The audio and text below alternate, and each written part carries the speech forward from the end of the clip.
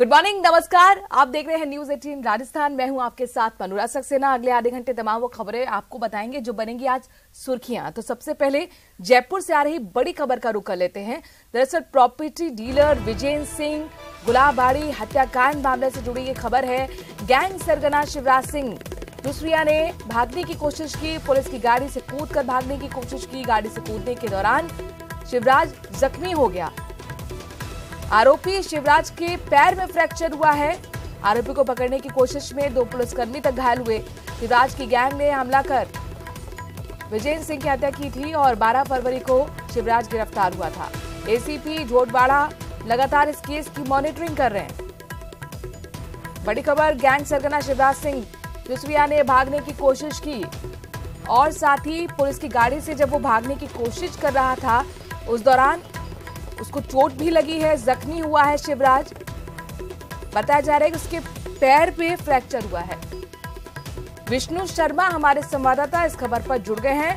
विष्णु, बताइए, property dealer Vijendra Gulabbari हत्याकांड में जो ये सरगना था गैंग का, आखिरकार कैसी स्थिति है, कितनी चोट उसको आई है? देखिए, राजधानी जयपुर के करधनी इलाके में 9 नवंबर को गुलाब सिंह जो विजेंद्र सिंह गुलाबबाड़ी है वो हत्याकांड हुआ था। विजेंद्र सिंह की दिन दहाड़े जानलेवा हमला करके हत्या कर दी गई थी, जिसके बाद करधनी थाना पुलिस ने करीब 12 आरोपियों को गिरफ्तार कर लिया, जिनमें मास्टरमाइंड जो था गैंग का सरगना था शिवराज सिंह जसूरिया।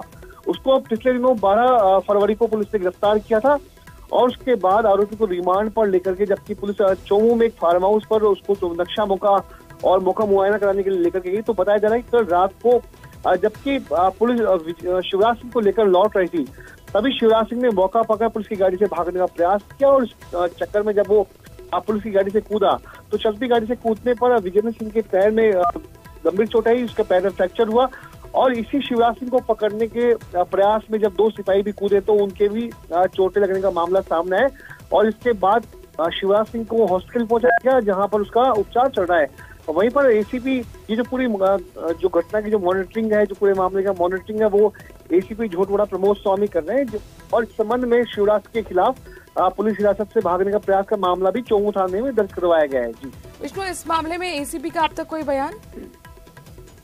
देखिए, एसीपी प्रमोद स्वामी के मुताबिक अब तक पूरे 12 जो आरोपी गिरफ्तार कर लिए और जो कल की जो घटना है उस संबंध में शिवराज सिंह के खिलाफ एक मुकदमा और चौमू थाने में दर्ज करवाया गया, जो की पुलिस। जी शुक्रिया विष्णु, तमाम जानकारी हम तक पहुंचाने के लिए। एक और यहाँ पर केस दर्ज कर लिया गया है शिवराज के खिलाफ, जो उसने भागने की कोशिश की थी। हालांकि उसके पैर में फ्रैक्चर तक हुआ है। फिलहाल उसका इलाज चल रहा है। और बूंदी की नैनवा से इस वक्त बड़ी खबर आ रही है, जहां पर लुटेरों ने लूट की वारदात को अंजाम दिया है। लुटेरों ने बाइक को रोकी, टक्कर दरअसल मारी थी और 45,000 रुपए छीन कर भागकर वो फरार हो गए। नैनवा कॉलेज और पेट्रोल पंप के बीच में ये घटना घटी है। सूचना के बाद नैनवा थाना पुलिस नाकेबंदी कर रही है। बदमाशों की तलाश में लगातार पुलिस जुटी हुई है। लुटेरों ने लूट की घटना को अंजाम दिया। हालांकि बदमाशों की तलाश में फिलहाल पुलिस जुटी हुई है। आपको बता दें कि बकायदा बाइक को टक्कर मारकर गिराया और बैग छीनकर वो फरार हो गए। बाइक को टक्कर मारने की कोशिश यही थी कि बाइक रुके, गिरे और इसके बाद वो बैग लेकर फरार हो जाए। 45,000 रुपए का ये बैग था, कुल मिला के इसमें 45,000 रुपए बताए जा रहे हैं और इस बैग को छीन कर ये लुटेरे फरार हो गए। फिलहाल नैनवा थाना पुलिस नाकेबंदी पूरे शहर में कर रही है और तमाम पुलिस की टीमें बदमाशों की तलाश में जुटी हुई हैं। एक बार फिर पुलिस की कार्यप्रणाली पर सवाल। लूट की घटना को अंजाम देके बूंदी के नैनवा से लुटेरे फरार हो गए।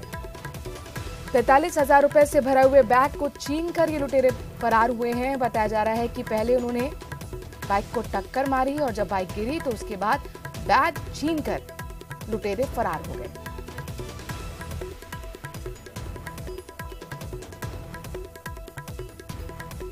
बूंदी के नैनवा से बड़ी खबर, जहां पर बदमाशों ने लूट की घटना को अंजाम दी और उसके बाद वो फरार होने में भी कामयाब रहे। फिलहाल नाकेबंदी पुलिस कर रही है। लगातार कई पुलिस की टीम लुटेरों की तलाश में है। लुटेरों ने इस पूरी घटना को जो अंजाम दिया, पहले टक्कर मारी बाइक को, बाइक गिरी और उसके बाद 45,000 से भरा हुआ जो बैग था उसे छीन कर लुटेरे फरार हो गए।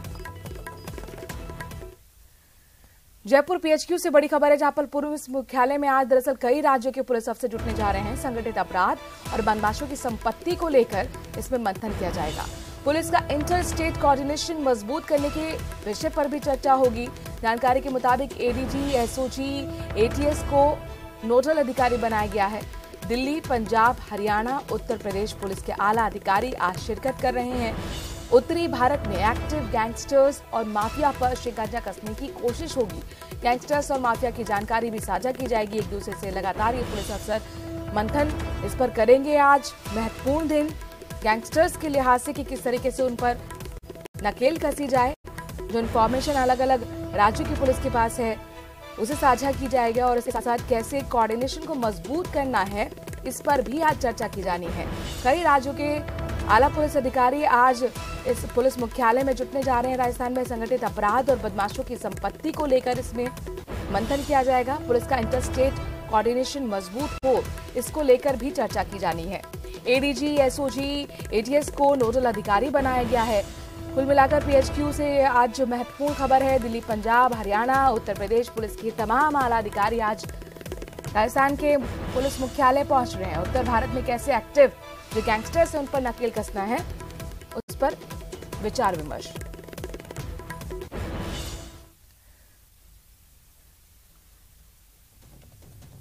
और अब बात राइट टू हेल्थ बिल की कर लेते हैं। दरअसल राइट टू हेल्थ बिल को लेकर चल रहे विरोध पर सीएम गहलोत का बयान सामने आया है।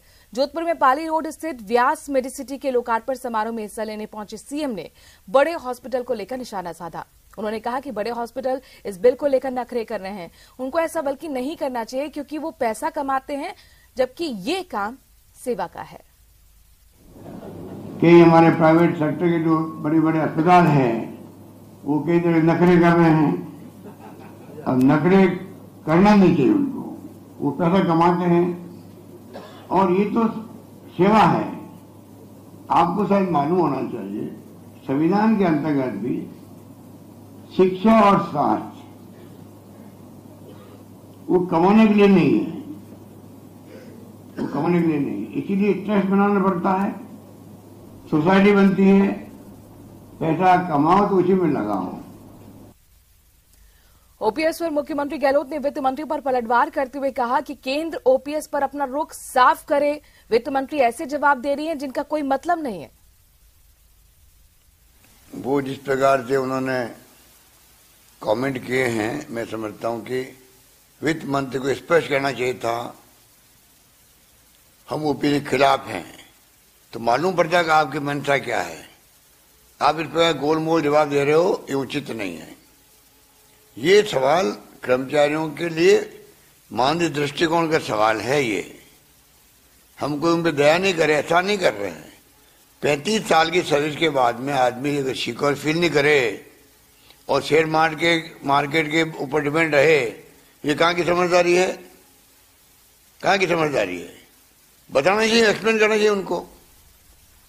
मुझे बहुत दुख होता है कि एक वित्त मंत्री होकर के वो इस प्रकार के जवाब दे रही है जिसका कोई अर्थ नहीं। चलिए खबरों में आगे बढ़ते हैं। जयपुर जगदीश ककरालिया की मूर्ति का अनावरण समारोह आज होगा। सीएम अशोक गहलोत इस समारोह में शिरकत करेंगे। साथ ही किशनगढ़ रेणवाल के रघुनंदनपुरा में ये समारोह होगा। 11 बजे जयपुर से हेलीकॉप्टर से रवाना होंगे और करीब 11:30 बजे समारोह में पहुंचेंगे मुख्यमंत्री। दोपहर 1 बजे उनके लौटने का वापस जयपुर कार्यक्रम। तो आज मुख्यमंत्री का कार्यक्रम जरा समझ लीजिए और देख लीजिए। मूर्ति का अनावरण आज करना है। जगदीश ककरालिया की मूर्ति का आज अनावरण होगा और इस समारोह में मुख्यमंत्री शिरकत करने जा रहे हैं। बताया जा रहा है कि 11 बजे के करीब यहां जयपुर से वो रवाना होंगे और इसके साथ 11:30 बजे समारोह में शिरकत करने का उनका समय और वापस लगभग दोपहर 1 बजे वो जयपुर पहुंचेंगे।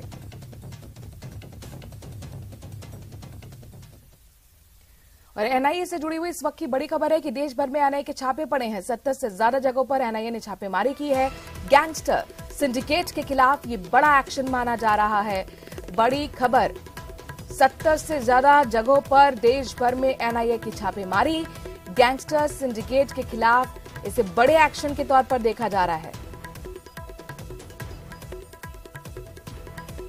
देश भर में एनआईए की छापेमारी का सिलसिला जारी है। 70 से ज्यादा जगहों पर एनआईए ने छापेमारी की है और ये सब कुछ गैंगस्टर सिंडिकेट के तोड़ के लिए है, उसके खिलाफ ये बड़ा एक्शन माना जा रहा है। नई दिल्ली से चेन्नई की ओर जाने वाली गरीब रथ एक्सप्रेस में बम की सूचना मिलने पर ट्रेन को धौलपुर रेलवे स्टेशन पर रुकवाया गया। बम मिलने की सूचना मिलते ही ADM Sudarshan Singh Tomar, CO city Suresh Sankla के निर्देश पर स्थानीय पुलिस, रेलवे पुलिस बल, जीआरपी पुलिस रेलवे स्टेशन पहुंचा। साथ ही एमपी के मुरैना से डॉग स्क्वाड और बम निरोधक दस्ता को बुलाकर ट्रेन की सभी बोगी की तलाशी ली गई। ट्रेन में बम की झूठी सूचना देने वाले एक आरोपी युवक और उसके 3 अन्य साथियों को हिरासत में लिया गया है। करीब 3.5 घंटे की तलाशी के बाद ट्रेन को वापस उसकी मंजिल के लिए रवाना किया गया। ट्रेन में सफर कर रहे यात्रियों को भी खासी परेशानी इस दौरान हुई। तो ये हुआ था कि वहाँ पे ना एक बंदा था आंध्रा का, तो उसने एक बंदे को बोला कि यहाँ पे बम रखा है G2 में, मैं G1 में जा रहा हूँ और दिल्ली से नागपुर जा रहा हूँ। तो फिर उन्होंने फ़ोन कर दिया पुलिस को और फ़ोन करते ही सब आ गए पुलिस वाले और जांच करने लग गए। स्टेशन मास्टर साहब धौलपुर को एक सूचना मिली कि गरीब रथ एक्सप्रेस जो निजामुद्दीन से चेन्नई सेंट्रल है, उससे सूचना मिली कि इसके G2 कंपार्टमेंट में बम है। इस सूचना पर इन्होंने हमें अवगत कराया, कंट्रोल रूम को कराया, जिस पर पुलिस का जाब्ता यहाँ पर आया, जीआरपी आरपीएफ को कन्फर्म किया और जो संदिग्ध जो लोग थे जिन्होंने सूचना दी, जिनके पास होना था, उनको बुला के उनके सामान को चेक किया गया है। कोटा से बड़ी खबर आ रही है। 200 करोड़ के अपेक्षा ग्रुप महाठगी मामले में 3 आरोपी फिर से गिरफ्तार हुए हैं। तीनों आरोपी की आज कोर्ट में पेशी होगी। खरीदी गई जमीनों के मामले में पूछताछ हो सकती है। अब तक 24 आरोपियों को इस मामले में गिरफ्तार किया जा चुका है। मुकदमों की संख्या 115 तक पहुंच चुकी है। 2500 लोगों के साथ 200 करोड़ की ठगी का यह मामला, जिसमें लगातार पुलिस का एक्शन जारी है। अपेक्षा ग्रुप महाठगी का मामला 200 करोड़ का यह मामला है, जिसमें 115 मुकदमे अब तक दर्ज हो चुके हैं। 2500 से ज्यादा लोगों से 200 करोड़ की ये ठगी की गई थी और इसमें 115 से ज्यादा केस दर्ज हो चुके हैं। इसके साथ ही 24 आरोपियों को अब तक गिरफ्तार पुलिस कर चुकी है।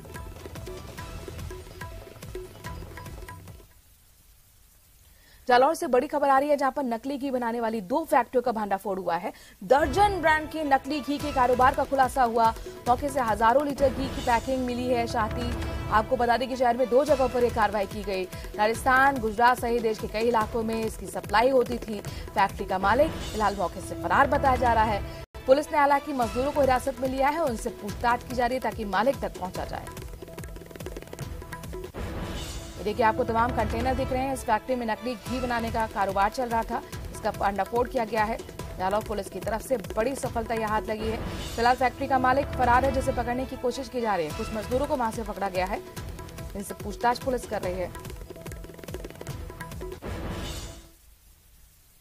जयपुर के जवाहर सर्किल थाने में गैंगस्टर लॉरेंस बिश्नोई से अभी भी पूछताछ जारी है। सूत्रों के मुताबिक पुलिस के साथ ही आईबी की टीम ने लॉरेंस से कई सवाल किए।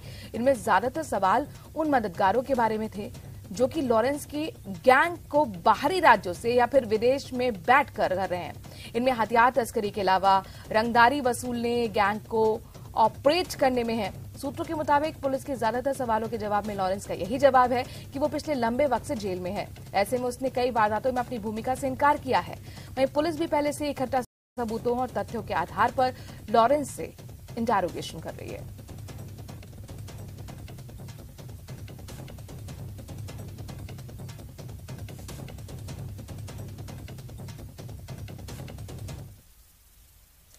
भरतपुर में गोपालगढ़ प्रकरण मामले में डीजीपी का बयान आया है। राजस्थान के डीजीपी उमेश मिश्रा ने बयान जारी कर कहा है, जुनैद नासिर मौत मामले में 8 आरोपियों को अब तक नामजद किया गया है। डीजीपी मिश्रा ने आरोपी श्रीकांत के परिवार के आरोपों पर भी बयान दिया और भरतपुर पुलिस ने किसी के भी मानवाधिकार का उल्लंघन नहीं किया। उनका कहना है, मैंने हरियाणा के डीजीपी से भी बात की और सहयोग मांगा है। राजस्थान पुलिस ने हरियाणा पुलिस के साथ मिलकर ये कार्रवाई की। राजस्थान पुलिस ने जबर मर्डर में प्रोफेशनल तरीके से कार्रवाई की है, ये कहना है डीजीपी का। एक आरोप लगाया गया है, एक जो उसमें श्रीकांत का परिवार है, उसके द्वारा नूंह जिले के श्रीकांत के घर पुलिस गई थी, लेकिन वहां भी स्थानीय पुलिस के साथ ही गई थी और जो भी उनके द्वारा निर्धारित प्रक्रिया के अंतर्गत कार्रवाई की गई है। वो पुलिस अधीक्षक भरतपुर ने मुझे अवगत कराया है कि पूर्णतः विधि सम्मत कार्रवाई की गई है, कहीं किसी के मानवाधिकार का हनन नहीं किया गया है। और मैं ये विश्वास दिलाना चाहता हूं कि राजस्थान पुलिस पहले भी और आगे भी हमेशा नियम और कानून की परिधि में रहकर ही जांच को आगे बढ़ाएगी। अभियुक्त सारे ये चिन्हित हैं जो 8, इसके अलावे भी कुछ लोगों पे हमारा संदेह है कि किसी न किसी रूप में उनकी भूमिका संदिग्ध नजर आ रही है। उसमें भी विस्तृत अनुसंधान की आवश्यकता है और अनुसंधान के पश्चात ही हम लोग जो साक्ष्य आएगा उसके आधार पे हमारी पुलिस आगे बढ़ेगी। तो आपने देखा कि भरतपुर मामले में डीजीपी साफ तौर पर कह रहे हैं कि प्रोफेशनल तरीके से हमने इस मामले को हैंडल किया है। वहीं इस मामले में राष्ट्रीय महिला आयोग ने एक्शन लिया है। डीजीपी हरियाणा और डीजीपी राजस्थान से पूरे मामले में रिपोर्ट मांगी गई है। राजस्थान पुलिस ने आरोपी श्रीकांत को पकड़ने के लिए दबिश दी थी। इस दौरान पुलिस पर गंभीर आरोप लगे। पुलिस पर श्रीकांत की पत्नी कमलेश ने मारपीट के आरोप लगाए। आरोपी श्रीकांत की पत्नी कमलेश ने गर्भपात का आरोप तक लगाया। सांसद रंजीता कोहली ने राष्ट्रीय महिला आयोग को पत्र लिखा था, जिसके बाद राष्ट्रीय महिला आयोग ने दोनों राज्यों के डीजीपी से रिपोर्ट मांगी है।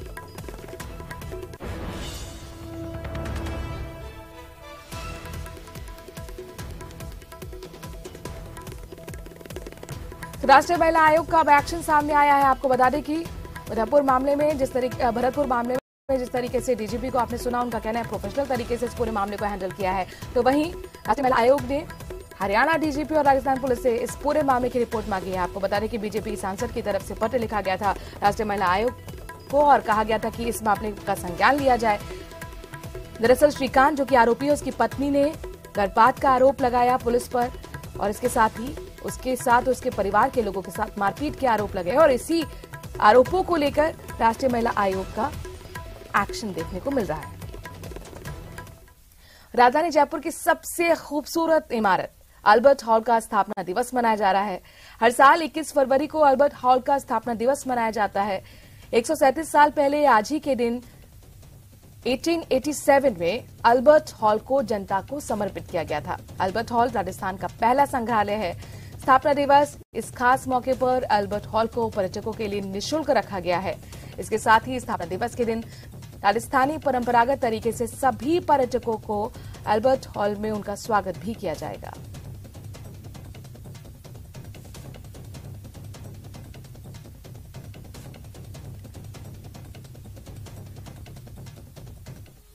देखिए 6 फरवरी 1876 ईस्वी को जब प्रिंस ऑफ वेल्स अल्बर्ट सप्तम अपने जयपुर यात्रा पर आए थे, उस वक्त महाराजा राम सिंह जी का यहाँ शासनकाल हुआ करता था। राम सिंह जी के समय ये बिल्डिंग बनना शुरू हुई थी। 6 फरवरी 1876 को इसका नींव का पत्थर प्रिंस ऑफ वेल्स अल्बर्ट से रखवाया गया था, इसीलिए इसको अल्बर्ट हॉल कहा जाता है। लेकिन 1980 के बाद जब राम सिंह जी की डेथ हो गई थी और माधव सिंह जी ने जयपुर का प्रशासन संभाला था, उस वक्त ऐसे जानकारी में आया कि इस बिल्डिंग का काम बीच में बंद हो गया था। शुरू में तो ये तय नहीं था कि इस बिल्डिंग का उपयोग क्या किया जाना है। जयपुर में होली की बात हो और गुलाल गोटे का जिक्र ना हो तो होली के रंग फीके लगते हैं। जयपुर में रियासत काल से चली आ रही गुलाल गोटे फेंकने की परंपरा आज भी जिंदा है। देखिए ये खास रिपोर्ट।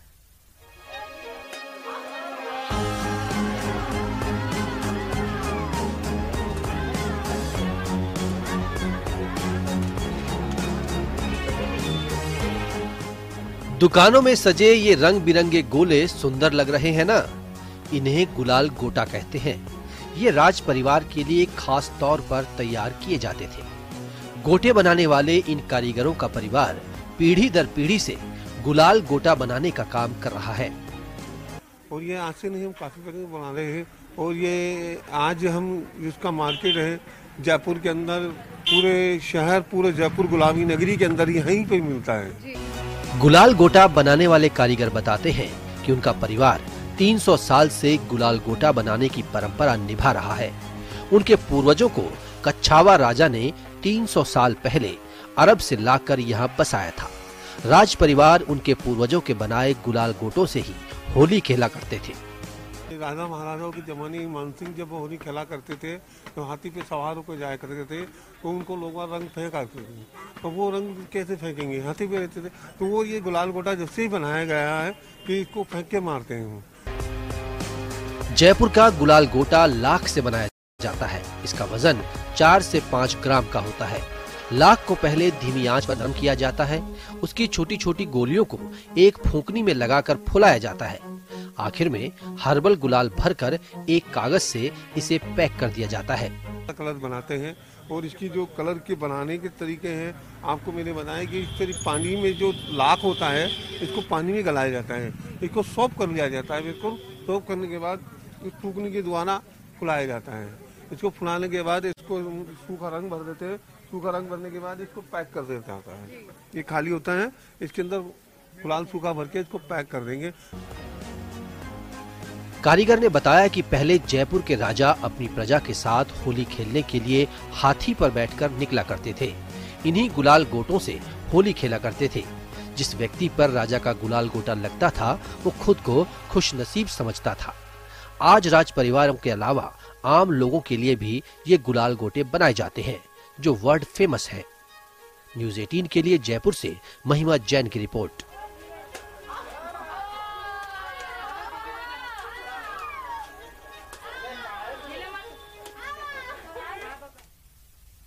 और खाटू श्याम जी मंदिर की बात कर लेते हैं। दरअसल सीकर से खबर यह है कि 5 बजे तक आज खाटू श्याम जी मंदिर बंद रहेगा। 5 बजे के बाद फिर से मंदिर खोला जाएगा। कल से शाम का वार्षिक लक्खी मेला शुरू हो रहा है। 10 दिन तक लगातार 24 घंटे मंदिर खुला रहेगा। 40 लाख से ज्यादा श्रद्धालुओं के आने की उम्मीद है। तैयारियां जोर शोरों पर हैं और इसके साथ ही अपने दर्शकों को बता दें कि 5 बजे एक बार फिर इस मंदिर को खोला जाएगा। आज शाम 5 बजे तक खाटू श्याम का मंदिर बंद रहेगा और 5 बजे फिर से खोल दिया जाएगा श्रद्धालुओं के लिए। कल से शाम का वार्षिक लक्खी मेला जो काफी प्रसिद्ध है, देश के कोने कोने से लोग यहां पर पहुंचते हैं। 10 दिन तक लिहाजा 24 घंटे मंदिर को खुला रखा जाएगा। माना जा रहा है कि लक्खी मेले में 40 लाख से ज्यादा श्रद्धालु पहुंच सकते हैं और उनके लेकर तमाम व्यवस्थाएं चौक चौबंद की जा रही है। सुरक्षा के मद्देनजर ड्रोन कैमरे से भी नजर रखी जाएगी।